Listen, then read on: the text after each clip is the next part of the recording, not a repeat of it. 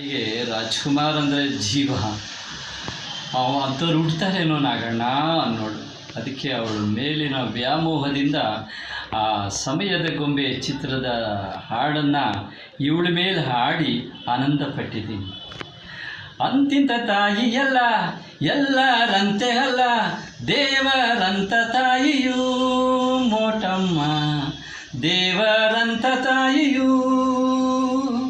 ಹುಟ್ಟಿದು ಒಂದೂರು, ಬಾಳಿದು ಒಂದೂರು, ದಿನವೂ ಹೋರಾಟ ಮಾಡುತ್ತಾ ವಿನೋದವೋ ವಿಷಾದವೋ ಹೊಂದಿಕೊಳ್ಳುತ್ತಾ ಬಾಳಿದ ದೇವರಂಥ ತಾಯಿ ಮೋಟಮ್ಮ, ನನ್ನ ತಾಯಿ ದೇವರಂಥ ತಾಯಿ ಮೋಟಮ್ಮ. ಬಾಳಿನ ದಾರಿಯಲ್ಲಿ ಬರೀ ಕಲ್ಲು ಮುಳ್ಳುಗಳು, ಇವಳ ಪಾಲಿಗೆ ಬಂಧುಗಳೇ ವೈರಿಗಳು.